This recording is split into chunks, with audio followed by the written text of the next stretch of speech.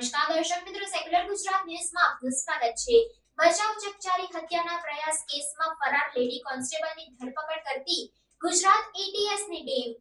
ગુજરાત એટીએસે લીંબડીના એક ગામમાંથી સસ્પેન્ડેડ નીતા ચૌધરીને ઝડપી પાડી બુટલેગરની સાસરીમાં છુપાઈ હતી।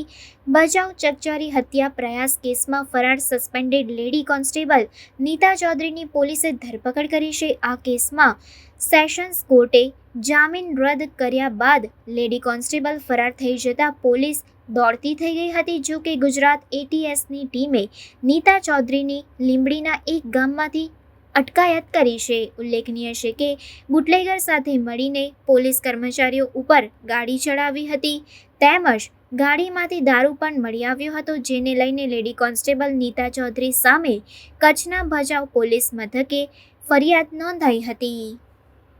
રિપોર્ટર નઝીર શેખ સાથે cameraman Arif Sayyed, secular Gujarat news. સમાચારોની અવનવી અપડેટ્સ માટે જોતા રહો સેક્યુલર ગુજરાત ન્યૂઝ।